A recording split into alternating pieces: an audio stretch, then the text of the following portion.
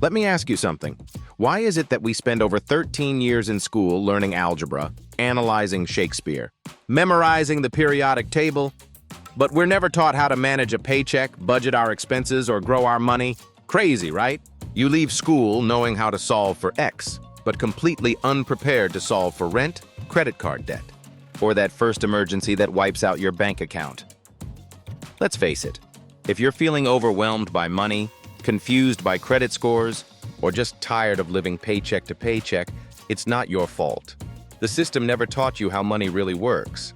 But today, that changes. This isn't some boring lecture. This is your wake-up call. Because once you understand money, really understand it, everything changes. You stop surviving, you start building, you stop reacting, you start planning. This is Money Made Simple, the beginner's guide to mastering your finances, taking control of your future, and building real wealth, even if you're starting from zero. And no, you don't need a finance degree. You don't need thousands of dollars. All you need is the willingness to listen, learn, and take that first step. By the time this episode ends, you'll know how to budget like a boss, avoid financial traps, grow your savings, and build a financial foundation that'll last a lifetime. Sound good? Let's break the cycle. Let's break the silence. Let's break down money once and for all. Because financial freedom isn't just for the rich. It's for the ready. And if you're still listening, you're ready. Part 1. The first 3 foundations of financial literacy. Point 1. What is financial literacy? And why it's the real superpower. Let's start with the basics. What even is financial literacy? It's not about memorizing complex financial jargon. It's not about being an economist or investment banker. It's about one thing: making smart money decisions in everyday life. Financial literacy is your ability to understand how money works, how to earn it, how to manage it, how to grow it, and how to protect it. It's the difference between people who control their money and people who are controlled by it. Now ask yourself, how much time did you spend in school learning about credit scores, interest rates, taxes, budgeting? Probably none, right? That's not your fault. The system was designed to prepare you to be a worker, not a wealth builder. But here's the good news. Financial literacy can be learned at any age, at any stage, no matter how far behind you feel. And when you start learning it, everything changes. Financial literacy gives you options. It gives you confidence. It helps you make decisions from a place of power, not panic. Think of it like this. If money is a game, then financial literacy is the rule book. You can try to play without knowing the rules, but you'll lose every time.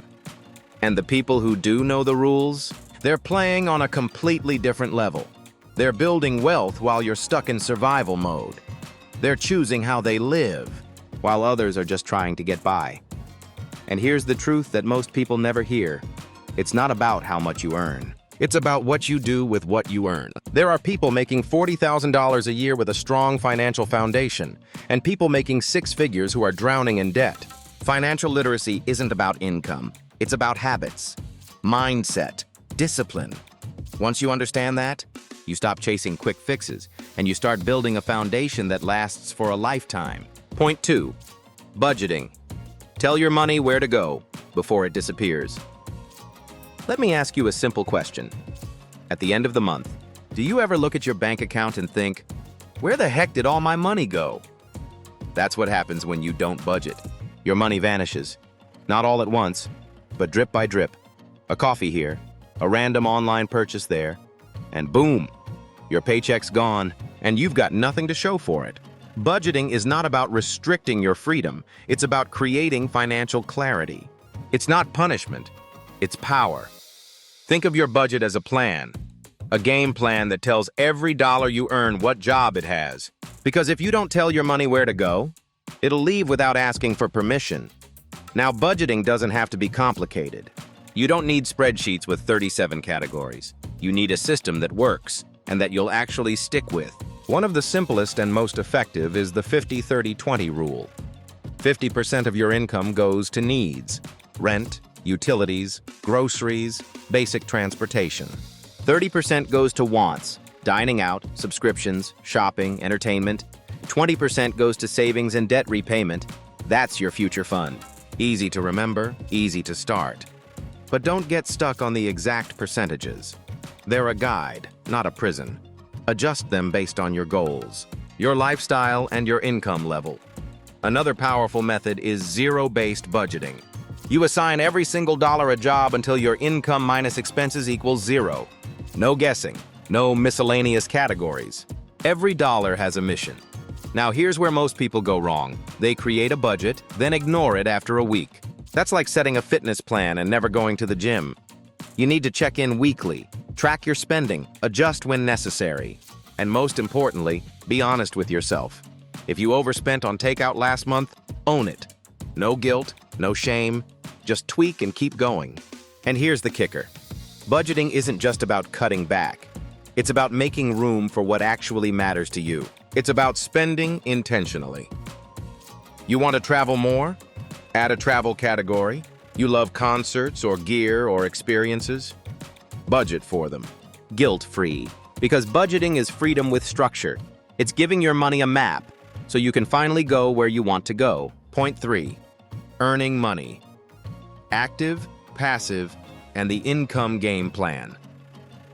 Let's talk income, because saving and budgeting only work when there's actually money coming in. And if you want to build wealth, you need to increase what's coming in over time. Now, there are two main types of income: active income and passive income. Active income is what most people rely on. It's trading time for money. You work a job, you get paid. No work, no paycheck. Simple. And there's nothing wrong with that. Active income is essential. But the problem is, there's a ceiling. There are only so many hours in a day. So if you want to grow, you have to start thinking beyond just hourly or salary income. That's where passive income comes in. Passive income is money you earn without constant effort. It's the holy grail of financial freedom. We're talking dividends, rental income, digital products, affiliate marketing, royalties, automated e-commerce, and more. Now, don't fall for the myth that passive income is 100% set it and forget it. Most passive income streams require work up front: time, energy, strategy. But once built, they start paying you while you sleep. That's the dream, right? Earning money whether you're at work, on vacation, or binge watching your favorite show. So how do you build income wisely? Start where you are. If you've got a 9-to-5, focus on maximizing that income first. Learn new skills. Ask for a raise. Take on freelance or side hustle gigs that align with your talents. Then, start stacking income streams. Don't wait until your active income is perfect to begin building passive income. Start small. Maybe you write an ebook. Maybe you start a YouTube channel. Maybe you invest in dividend-paying stocks. Each income stream is like adding another leg to the table. More balance, more options, more security. Because when one stream dries up, you've got others flowing. Remember this: the average millionaire has 7 streams of income. You don't need to start with 7. You just need to start. And over time, those streams grow. They compound. And eventually, they start buying back your time, $1 at a time. Part 2. The next 2 foundations of financial literacy. Point 4. Understanding debt. The good, the bad, and the ugly debt. Just hearing the word makes some people cringe. But here's the truth. Debt is not inherently evil. It's a tool. And like any tool, it can build your future or destroy it. It all depends on how you use it. Let's start by breaking debt into 2 categories: good debt and bad debt. Good debt?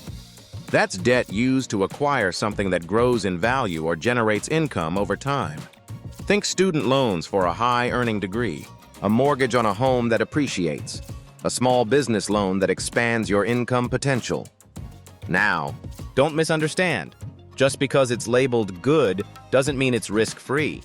Even good debt needs to be managed wisely. You still need to compare interest rates, understand repayment terms, and avoid borrowing more than you can handle.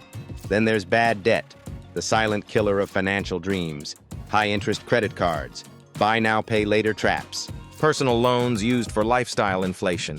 Bad debt is usually tied to depreciating items or instant gratification. It's borrowing to look rich before you actually are. Here's the most dangerous part. Interest. Credit card interest rates can range from 18% to 30%. Let's say you have a $3,000 balance and only pay the minimum every month. That debt could take years to pay off and cost you thousands in interest. That's money that could have gone to investing, saving, or starting a business. Instead, it's feeding the banks. So how do you take control? First, know exactly how much debt you owe. List every loan, every credit card, every payment. Write down the balance, the minimum payment, and the interest rate. Next, choose a strategy. There are two powerful approaches. The snowball method. Pay off the smallest debt first to gain momentum. The avalanche method. Tackle the highest interest rate first to save money long term. Both work. Pick the one that fits your personality. If you're motivated by quick wins, go snowball. If you're all about efficiency, go avalanche. While you're at it, stop adding new debt. Cut the cards if you must. Freeze them, literally in a block of ice if it helps. Just don't borrow your way out of a hole. If you're dealing with student loans, understand your options. Refinancing, income-based repayment plans, and forgiveness programs are out there. But you have to educate yourself. No one is coming to save you. Debt doesn't define you. It doesn't make you dumb, irresponsible, or hopeless. It makes you human. And like every human challenge, it can be overcome with clarity, strategy, and consistency. The sooner you take control of your debt, the faster you regain your financial freedom. Because the goal isn't just to be debt-free. It's to be decision-free, to live without financial chains around your choices. Point 5. The power of saving. Pay yourself first. Let's talk about saving money. And I don't just mean putting away what's left over at the end of the month. Because let's be honest, there's rarely anything left over. If you wait until after the bills and the fun and the impulse buys to save, you'll never save. That's why wealthy people do something different. They pay themselves first. What does that mean? Before you pay rent, before you pay Netflix, before you pay anyone else. You set aside money for you, your future, your freedom, your financial goals. It might be 10%, it might be 20%, it might even start at just 1%. What matters is that you do it consistently. Automate it. Set up a recurring transfer to a separate savings account or investment account the moment your paycheck hits. Don't think about it. Don't hesitate. Make it automatic, like a bill you owe to your future self. This is how habits form. And more importantly, this is how wealth builds quietly over time. Let's do some quick math. If you saved just $10 a day, every day, for 10 years, that's $36,500. Now add compound interest. That number starts to explode. It's not about saving what's left, it's about prioritizing your goals. And here's the thing. Saving isn't just about emergencies. It's about opportunity. Imagine your friend says, "Hey, I've got an investment deal. I need a partner with $1,000. You've got it. A startup you love launches a product and opens early stock sales. You've got it. A dream vacation pops up at a crazy discount. You've got it. Saving gives you the power to say yes when others have to say no. But savings also give you something even more powerful. Security. Because when you have money in the bank, your energy changes. You walk differently. You think long-term. You stop making desperate choices. You stop taking jobs you hate. You stop staying in relationships for financial reasons. You start designing your life around what you want, not just what you can afford. And look, there will be months when you can't save as much. That's okay. The point is consistency, not perfection. Build the habit, flex the muscle, stack the wins. Because saving isn't just about money. It's about mindset. It's about taking control. And that's where freedom truly begins. So here's the truth. Financial freedom isn't about being born into wealth. It's not about luck. It's not reserved for the chosen few. It's about what you choose to learn. It's about what you choose to do with what you now know. If today's video opened your eyes, even just a little, don't let that awareness fade. Act on it. Because information without action, that's just entertainment. Start with one small step. Make a budget. Track your expenses. Read a book on money. Open that savings account you've been putting off. Learn the basics of investing. Just start right where you are. And if you found value in this episode, you know what to do. Hit that subscribe button, because this is just the beginning. Every week, we drop powerful, no-fluff guides designed to help you build real wealth step by step. And if you're ready to take your money mindset even deeper, don't stop here.